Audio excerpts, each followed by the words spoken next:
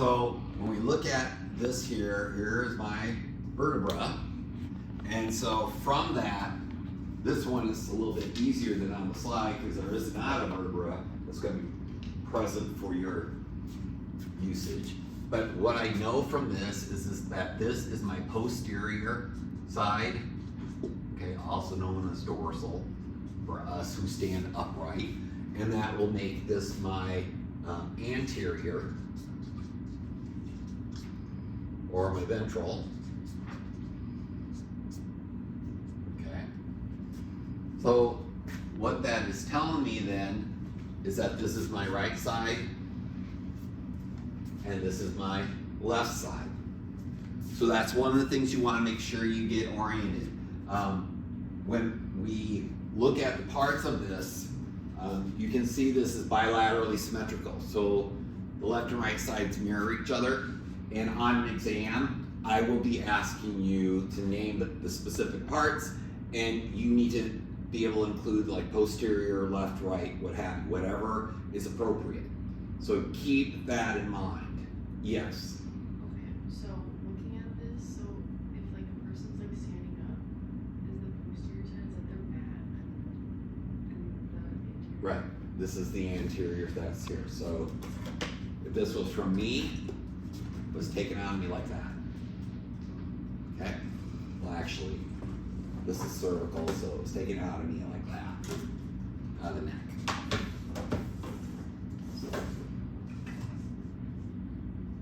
Okay. So when we look at this, I'm gonna start from the inside and work my way out with regards to the meninges. So when I'm looking at these, this right here, that would be my pia mater, sorry. And then right above that is the subarachnoid space.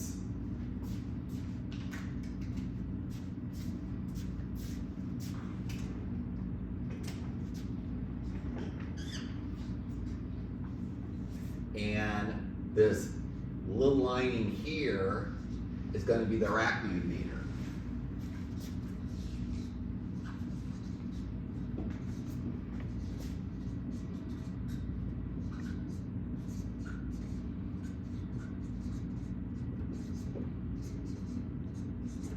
Okay.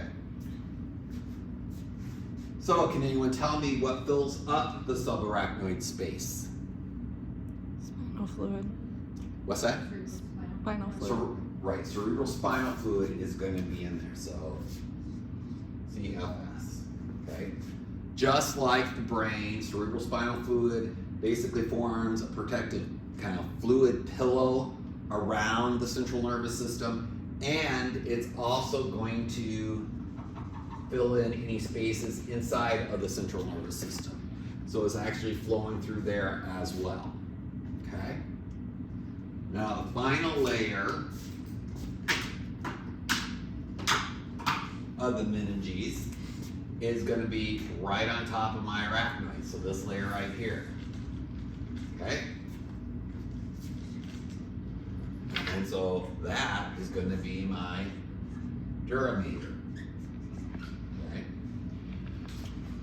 Now, one thing that is different with regards to my spinal cord versus the brain, the dura mater of the brain is actually fused in one with the periosteum of the cranial bone.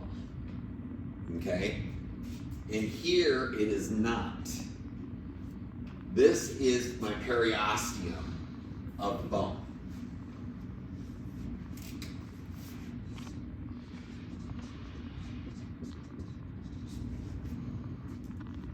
And what we're going to see is below that, I should use a different color sheet. Sorry about that. It's doing so good too. Okay.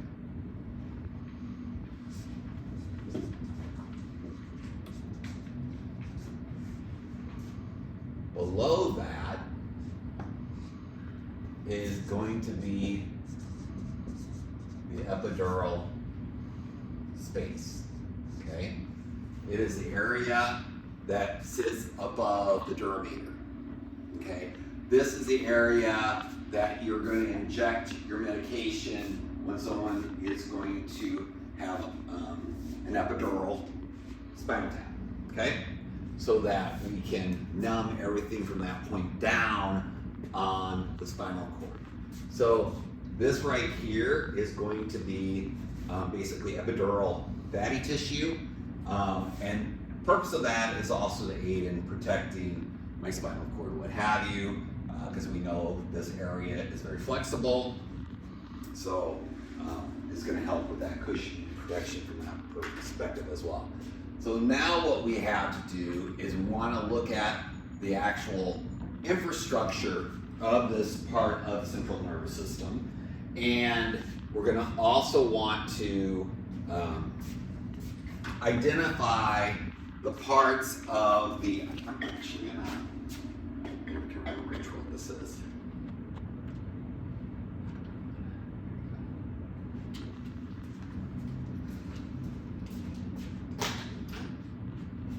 I'm also going to identify the parts of the spinal nerve that is coming off of it. So again, nerves are referring to the groupings of nerve fibers that are entering or exiting my central nervous system and entering into my periphery, all right? And that is going to be this part right in here.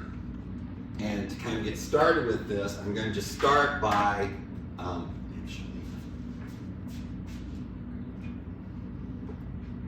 that's going to throw off everything. Did you guys go on to do stuff, write stuff up? Did you do that already so I can move this? Okay.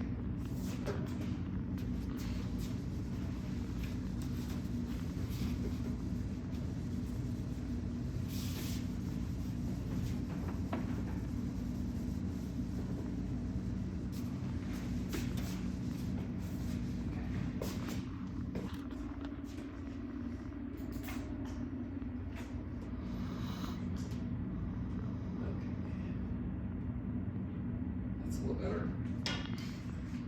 So I want to talk about the spinal nerves first, and I want to show you the directional flow of information. So when we talk about the movement of information in and out of the spinal cord to and from my periphery, the path of flow of information is this way. Okay, it's going to come in here. Now, when it comes in here,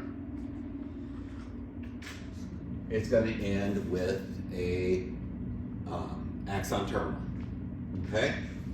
And that axon terminal will often then engage a minimum of one neuron that exists within the spinal cord. That one neuron is going to interact with another neuron that's going to be considered a peripheral that is going to send that information then up and out through this other pathway. So when we look at a spinal nerve, it is made up of both incoming and outgoing information. That can't be said for all cranial nerves. Some are like that. Some are strictly going to be motor, and some of them are going to strictly be sensory. But when it comes to the spinal cord, they are all basically the same. They're going to be a mixed nerve, is what we refer to them as. Okay? Now, with that said, there are different ways that we can refer to those two halves. This is all going to be coming in. So this would be my sensory part, which we also can refer to this because it's heading into the central nervous system. That's also referred to as afferent. Okay? This is sending the commands, so this is going to be motor. And we could also refer to this as being efferent. So with regards to lecture as well, those are terms that you should be aware of. Now, are there other terms that we're going to use for those? Absolutely.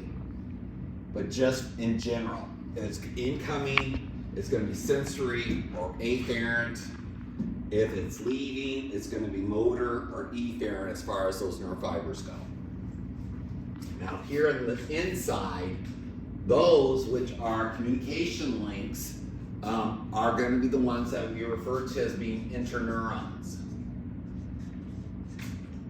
And they are called interneurons because they are neurons that basically lie between other neurons. Okay? So when we think about brain matter, all of those are going to be neurons that we're going to have interconnections with, and so they are interneurons. Usually when we think of interneurons, we are using this as our comparison, and that's kind of what we'll do. So that is giving us the general path of basically a reflex or a neural arc. Okay? So those are things that are very important to us. When we look at this, one of the things we're going to see is with regards to my incoming and my outgoing, we're going to see that the incoming has this enlargement here. Okay? And that enlargement is because we have nerve cell bodies there. And when we have a grouping of nerve cell bodies, we refer to it as a ganglion.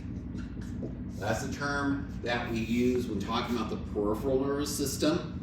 If I was talking about the same kind of arrangement up here in my spinal cord or in my brain, the comparable arrangement would just be called a nucleus or nuclei.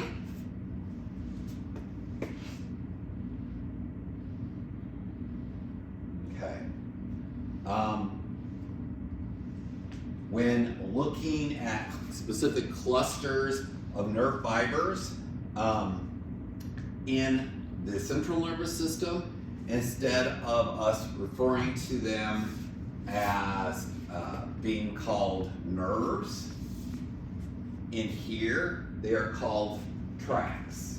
Okay, so we have tracts and we have nerves, and they both refer to groups of nerve fibers, communication pathways. Okay, difference is this is when they are in the central nervous system, this is when they are in the peripheral nervous system.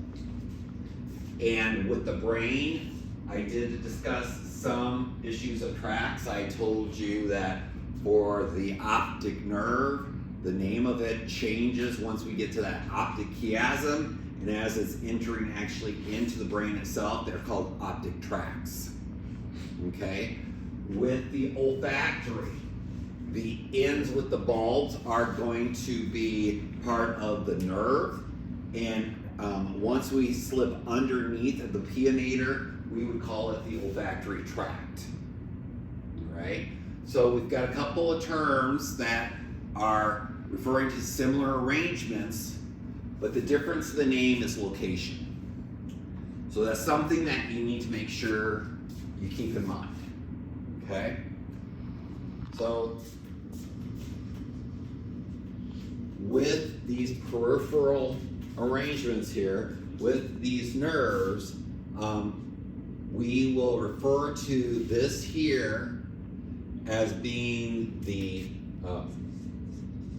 posterior root, I can't spell, root ganglion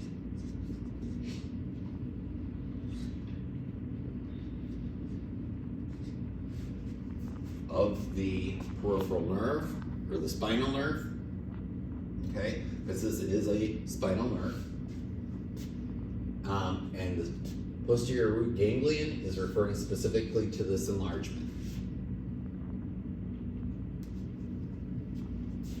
This part right here would be the posterior root.